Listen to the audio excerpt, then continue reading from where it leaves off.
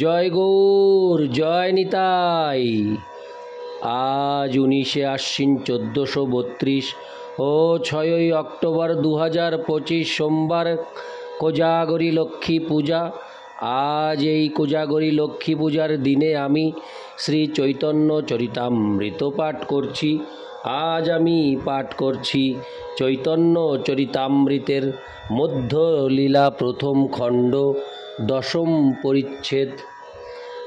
শ্রী চৈতন্য মহাপ্রভুর জগন্নাথ পুরীতে প্রত্যাবর্তন এবং বৈষ্ণব সহ মিলনের শ্লোক 66 থেকে 85। নারায়ণ হে নারায়ণ, ভবভয়হরণম নারায়ণ। শ্লোক 66। এত শুনি কৃষ্ণদাস কান্দিতে লাগিল, মধ্যাহ্ন করিতে মহাপ্রভু চলি গেল।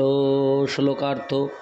সেই কথা শুনে কালা কৃষ্ণদাস ক্রন্দন করতে শুরু করলেন, কিন্তু শ্রী চৈতন্য মহাপ্রভু তার সেই ক্রন্দনকে সম্পূর্ণভাবে উপেক্ষা করে মধ্যাহ্ন করতে গেলেন। ইতি শ্লোক 66। শ্লোক 67। নিত্যানন্দ, জগদানন্দ, মুকুন্দ দামোদর, চারিজনে যুক্তি তবে করিলা অন্তর। শ্লোকার্থ। তখন নিত্যানন্দ প্রভু, জগদানন্দ পণ্ডিত, মুকুন্দ এবং দামোদর পণ্ডিত এই চারিজনে মিলে যুক্তি করে একটি পরিকল্পনা করলেন।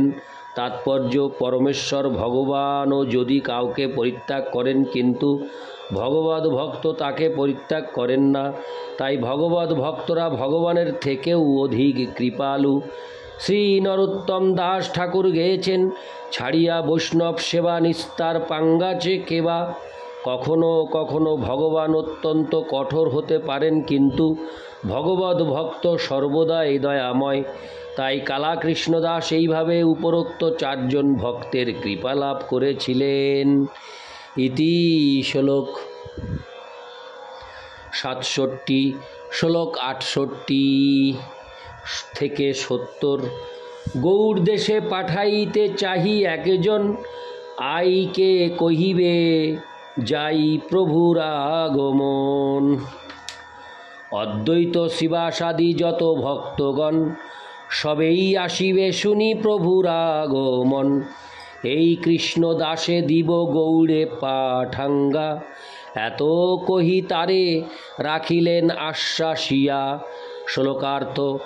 এই চারজন ভগবদ ভক্ত বিবেচনা করলেন, শচীমাতাকে শ্রী চৈতন্য মহাপ্রভুর জগন্নাথ পুরীতে প্রত্যাগমনের কথা জানাবার জন্য আমরা কাউকে গৌড় বঙ্গে পাঠাতে চাই। শ্রী অদ্বৈত আচার্য প্রভু, শ্রীবাস প্রভু প্রমুখ সমস্ত ভক্তরাও তার আগমন বার্তা পেয়ে জগন্নাথ পুরীতে আসবেন। সুতরাং এই কৃষ্ণদাসকে দিয়ে আমরা গৌড়ে খবর পাঠাবো। এই বলে তারা কালা কৃষ্ণদাসকে আশ্বাস দিলেন। তাৎপর্য: শ্রী চৈতন্য মহাপ্রভু তাকে পরিত্যাগ করেছেন বলে কালা কৃষ্ণদাস অত্যন্ত দুঃখিত হয়ে ক্রন্দন করতে শুরু করেন। তাই ভগবদ ভক্তরা তার প্রতি কৃপাপরায়ণ হয়ে তাকে আশ্বাস দেন এবং ভগবানের সেবা চালিয়ে যেতে অনুপ্রাণিত করেন। ইতি শ্লোক 68 থেকে 70। শ্লোক 71 থেকে 73। আর দিনে প্রভু স্থানে কইল নিবেদন, আজ্ঞা দেহ গৌড় দেশে পাঠাই একজন। তোমার দক্ষিণ গমন শুনি শচী আই, অদ্বৈতাদি ভক্ত সব আছে দুঃখ পাই। একজন যাই কহুক শুভ সমাচার, প্রভু কয়ে সেই করো যে ইচ্ছা তোমার। শ্লোকার্থ। তার পরের দিন সমস্ত ভক্তরা শ্রী চৈতন্য মহাপ্রভুকে অনুরোধ করলেন, তুমি যদি আদেশ দাও তাহলে আমরা কাউকে বঙ্গদেশে পাঠাই। তোমার দক্ষিণে যাওয়ার সংবাদ পেয়ে সচিমাতা এবং অদ্বৈতাদি ভক্তগণ অত্যন্ত দুঃখিত হয়ে রয়েছেন। একজন কেউ গিয়ে তোমার ফিরে আসার শুভ সংবাদ দান করুক। তখন শ্রী চৈতন্য মহাপ্রভু বললেন, তোমাদের যা ইচ্ছা তাই করো। ইতি শ্লোক 71 থেকে 73, শ্লোক 74। তবে সেই কৃষ্ণদাসে গৌড়ে পাঠাইল বৈষ্ণব সবাকে দিতে মহাপ্রসাদ দিল। শ্লোকার্থ।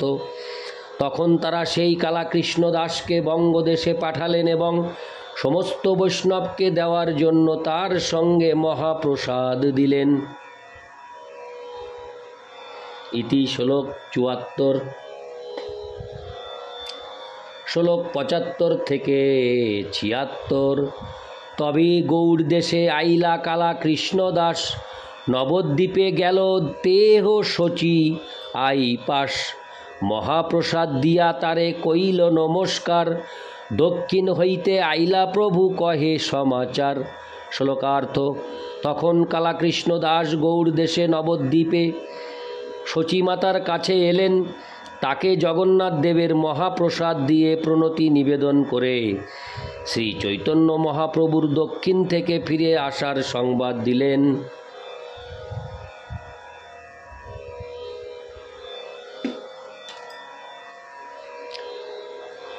ইতি শ্লোক 75 থেকে 76, শ্লোক 77 থেকে 78। শুনিয়া আনন্দিত হইল শচীমাতার মন, শ্রীবাসাদি আর যত যত ভক্তগণ। শুনিয়া সবার হইল পরম উল্লাস, অদ্বৈত আচার্য গৃহে গেলা কৃষ্ণদাস। আচার্যেরে প্রসাদ দিয়া করি নমস্কার, সম্যক কহিল মহাপ্রভুর সমাচার। শুনি আচার্য গোসাঙ্গীর আনন্দ হইল, প্রেমাবেশে হুঙ্কার বহু নৃত্য গীত কইল। শ্লোকার্থ।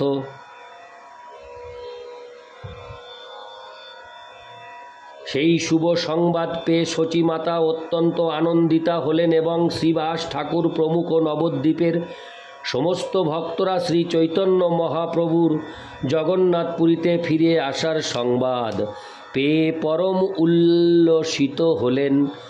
তারপর কালা কৃষ্ণদাস শান্তিপুরে শ্রী অদ্বৈত আচার্যের গৃহে গিয়ে তাকে জগন্নাথ দেবের মহাপ্রসাদ দিয়ে প্রণতি নিবেদন করে শ্রী চৈতন্য মহাপ্রভুর সমস্ত সংবাদ সবিস্তারে বর্ণনা করলেন।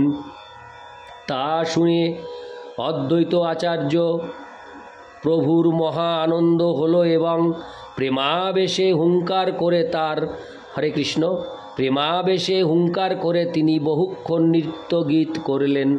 ইতি শ্লোক 77 থেকে 80, শ্লোক 81 থেকে 85। হরিদাস ঠাকুরের হইল পরম আনন্দ, বাসুদেব দত্ত গুপ্ত মুরারি সেন শিবানন্দ। আচার্য রত্ন আর পণ্ডিত বক্রেশ্বর, আচার্য নিধি আর পণ্ডিত গদাধর। শ্রীরাম পণ্ডিতার পণ্ডিত দামোদর, শ্রীমান পণ্ডিতার বিজয় শ্রীধর। রাঘব পণ্ডিতার আচার্য নন্দন, কতেক কহিব আর যত প্রভুরগণ। শুনিয়া সবার হইল পরম উল্লাস, সবে মেলি গেলা শ্রী অদ্বৈতের পাশ। শ্লোকার্থ। সেই শুভ সংবাদ পেয়ে সেই শুভ সংবাদ পেয়ে হরিদাস ঠাকুরের পরম আনন্দ হল। বাসুদেব দত্ত মুরারি গুপ্ত শিবানন্দ সেন, আচার্য রত্ন বক্রেশ্বর পণ্ডিত, আচার্য নিধি গদাধর পণ্ডিত, শ্রীরাম পণ্ডিত এবং শ্রী দামোদর পণ্ডিত, শ্রীমন পণ্ডিত বিজয় শ্রীধর, রাঘব পণ্ডিত, অদ্বৈত আচার্যের পুত্র আদি শ্রী চৈতন্য মহাপ্রভুর যত ভক্ত ছিলেন সকলেই সেই সংবাদ পেয়ে পরম উল্লাসে শ্রী অদ্বৈত আচার্যের গৃহে এলেন। ইতি শ্লোক 81 থেকে 85। নারায়ণ হে नारायण भवभय हरिणं नारायण लक्ष्मीकान्तं कमलनयनं मंगलचरणं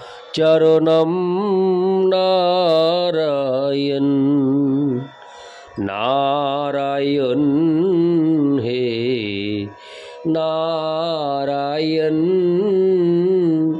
भवभय हरिणं नारायण। जय गौर जय निताई।